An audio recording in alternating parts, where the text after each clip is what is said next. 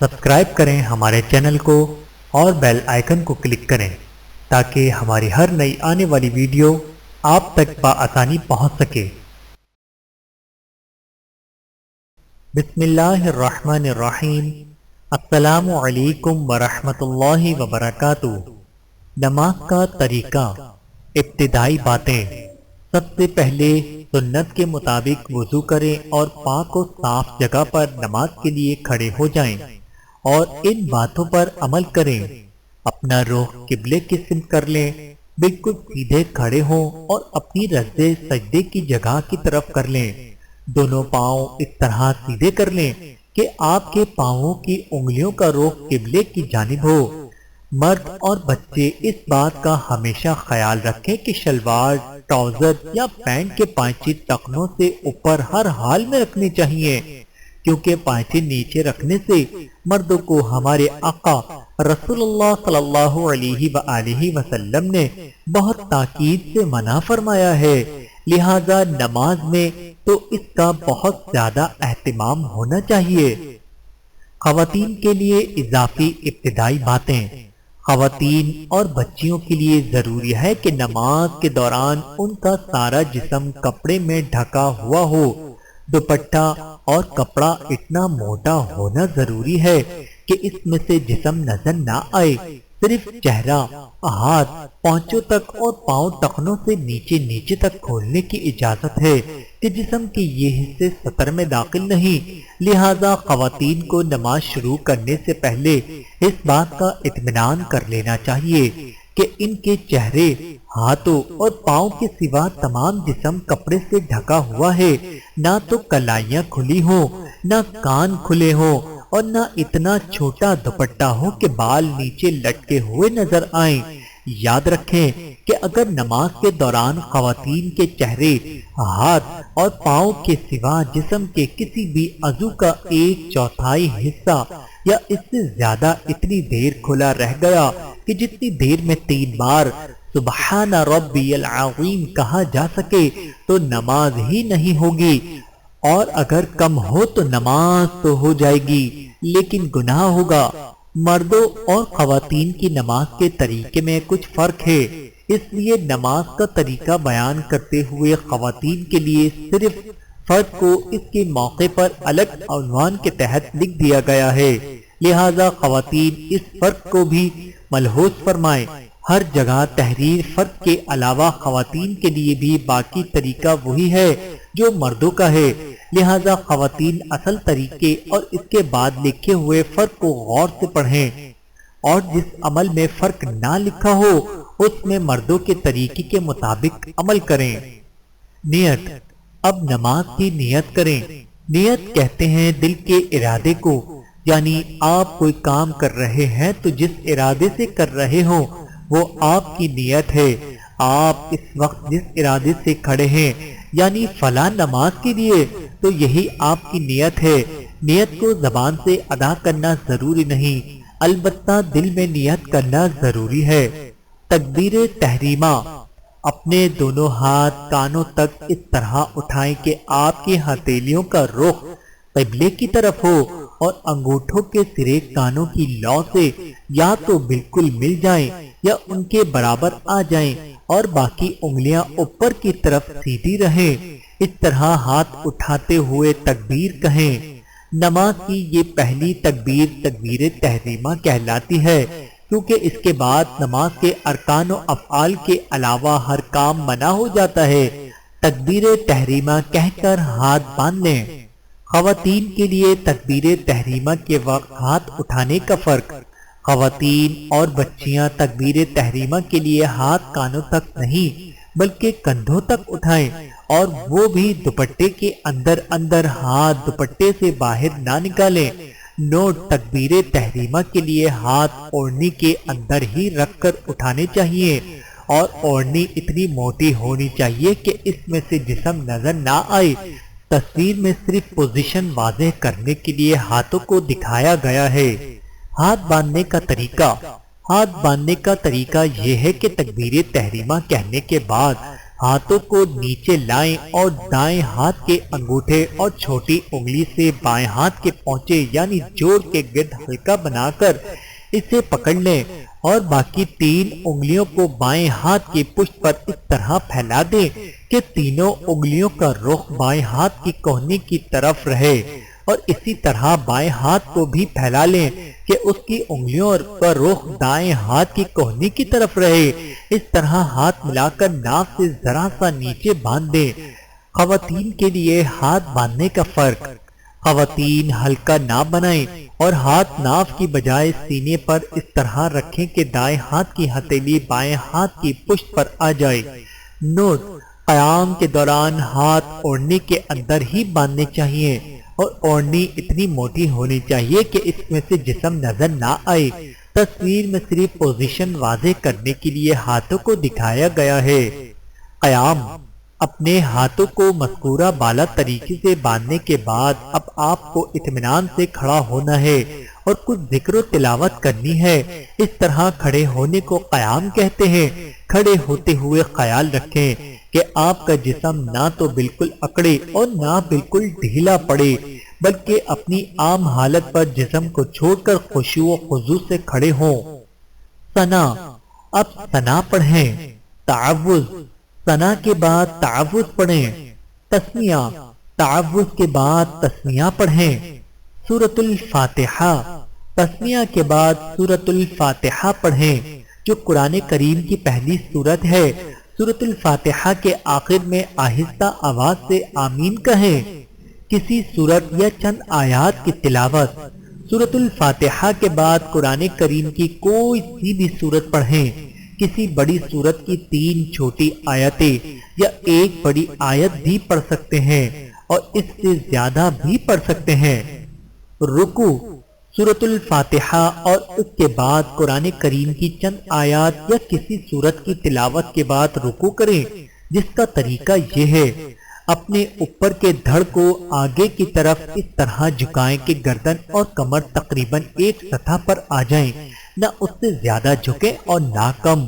اپنی ٹانگیں بالکل سیدھی رکھیں، ان میں خم نہ آنے دیں۔ دونوں ہاتھ گھٹنوں پر اس طرح رکھیں کہ دونوں ہاتھوں کی انگلیاں کھلی ہوئی ہوں، یعنی ہر 2 انگلیوں کے درمیان کچھ فاصلہ ہو۔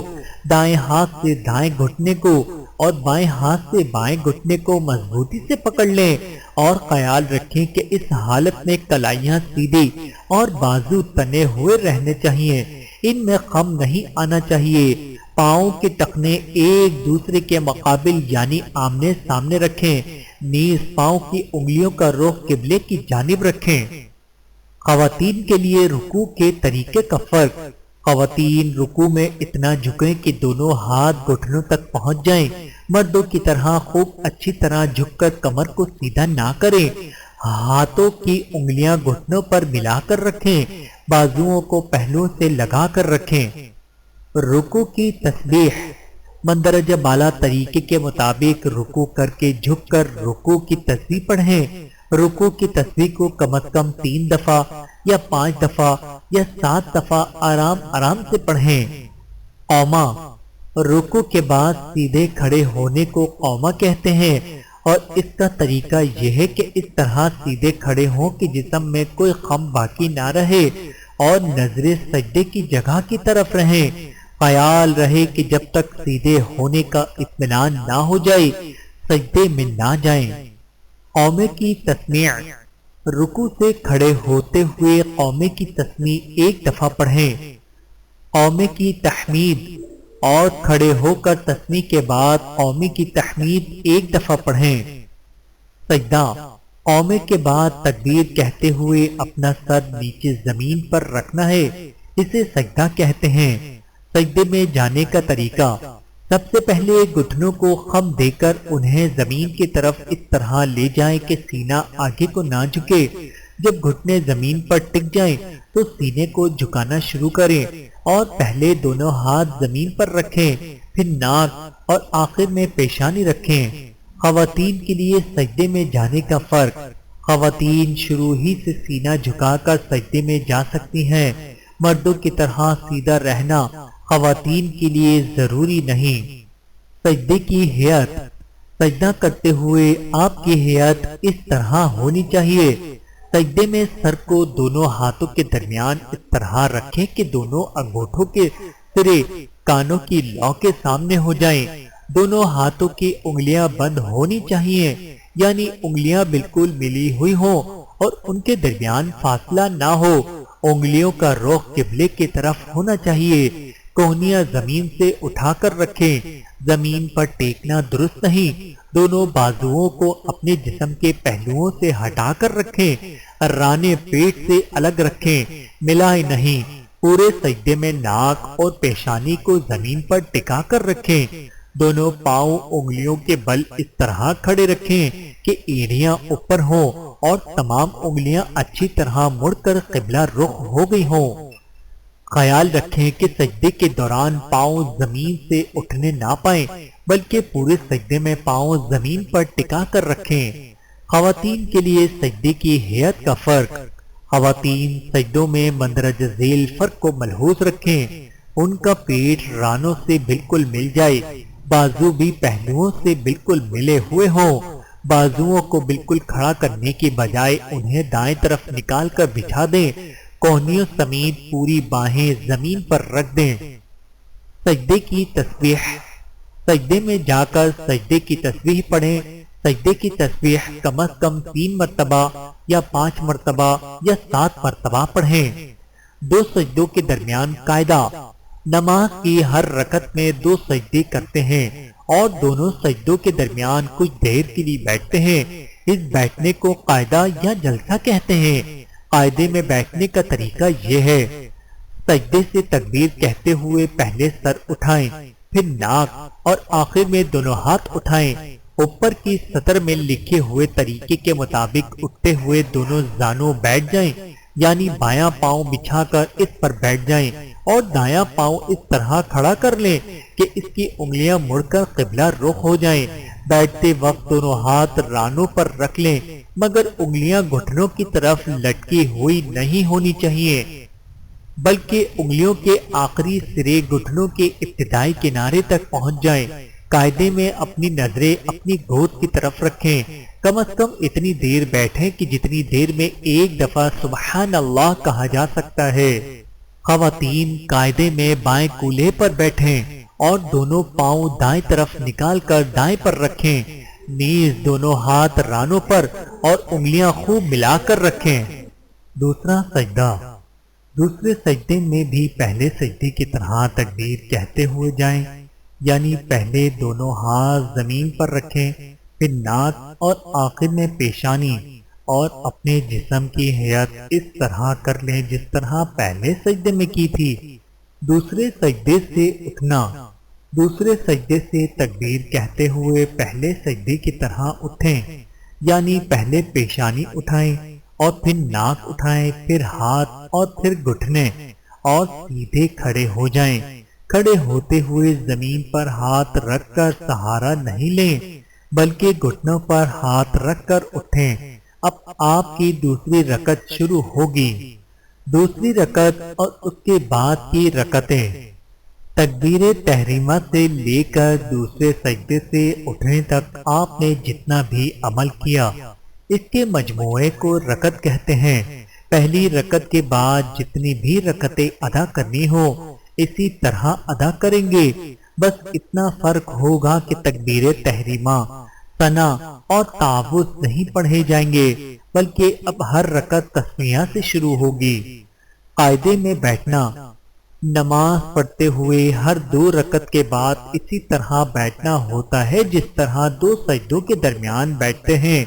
خواہ آپ 2 رکعت والی نماز پڑھ رہے ہوں یا 3 رکعت والی یا 4 رکعت والی، ہر 2 رکعت کے بعد بیٹھنا ضروری ہے۔ سجدوں کے درمیان والے قاعدے اور ہر 2 رکعت کے بعد والے قاعدے میں بیٹھنے کے انداز کا کوئی فرق نہیں، البتہ اتنا فرق ہے کہ ہر 2 رکعت کے بعد والے قاعدے میں کچھ اذکار پڑھنے کا اضافہ ہو جاتا ہے، جس کی تفصیل آگے آ رہی ہے۔ قاعدے کی قسمیں۔ ہر 2 رکعت کے بعد والے قاعدے 2 طرح کے ہوتے ہیں۔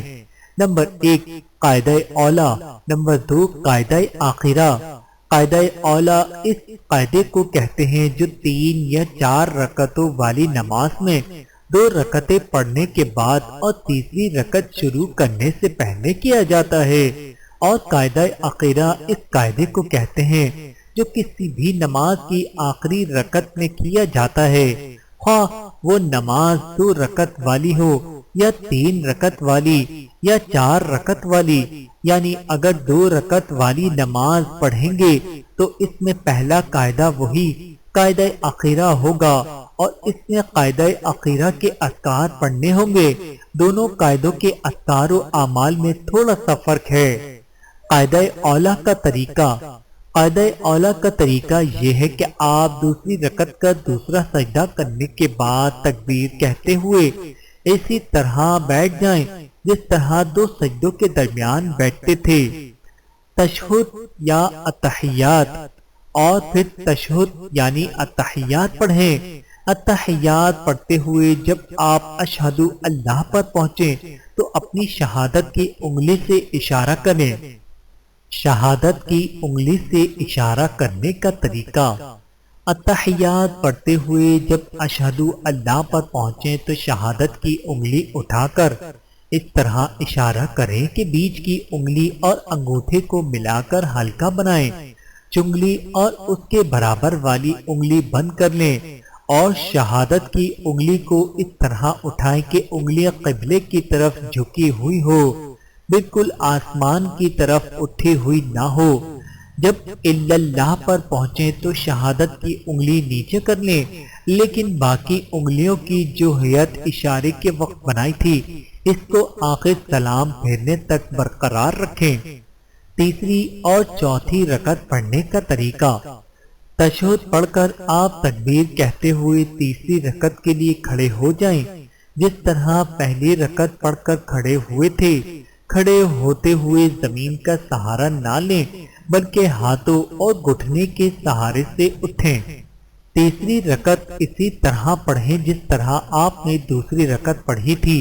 پھر تیسری رکعت کا سجدہ کرنے کے بعد اگر آپ 3 رکعت والی نماز پڑھ رہے ہیں تو قاعدہ اخیرہ میں بیٹھ جائیں جس کا طریقہ آگے آ رہا ہے، اور اگر 4 رکعت والی نماز پڑھ رہے ہیں تو چوتھی رکعت کے لیے کھڑے ہو جائیں اور چوتھی رکعت اسی طرح ادا کریں جس طرح آپ نے دوسری اور تیسری رکعت ادا کی تھی، اور پھر چوتھی رکعت کے دوسرے سجدے کے بعد تکبیر کہتے ہوئے قاعدہ اخیرہ کے لیے بیٹھ جائیں۔ قاعدہ اخیرہ کا طریقہ: آخری رکعت کے بعد قاعدہ اخیرہ میں اسی طرح بیٹھیں جس طرح قاعدہ اولا میں بیٹھے تھے، اور پھر قاعدہ اولا کی طرح تشہد پڑھیں۔ درود شریف: تشہد کے بعد درود شریف یعنی درود ابراہیمی پڑھیں۔ درود شریف کے بعد کی دعا اور پھر درود شریف کے بعد کی دعا پڑھیں۔ سلام پھیرنے کا طریقہ: سلام پھیرنے کا طریقہ یہ ہے کہ دعا کے بعد سلام کے الفاظ ادا کرتے ہوئے پہلے سیدھی طرف گردن کو اتنا موڑے کہ اگر کوئی آپ کے پیچھے بیٹھا ہوا ہو تو اسے آپ کا دایاں رخسار نظر آ جائے، اور پھر سلام کے الفاظ ادا کرتے ہوئے اپنی گردن کو بائیں طرف اتنا موڑیں کہ اگر کوئی آپ کے پیچھے بیٹھا ہو تو اسے آپ کا بایاں رخسار نظر آ جائے۔ جب دائیں طرف سلام پھیریں تو یہ نیت کریں کہ دائیں طرف جو انسان اور فرشتے ہیں ان کو سلام کر رہے ہیں، اور بائیں طرف سلام پھیرتے ہوئے بائیں طرف موجود انسانوں اور فرشتوں کو سلام کرنے کی نیت کریں۔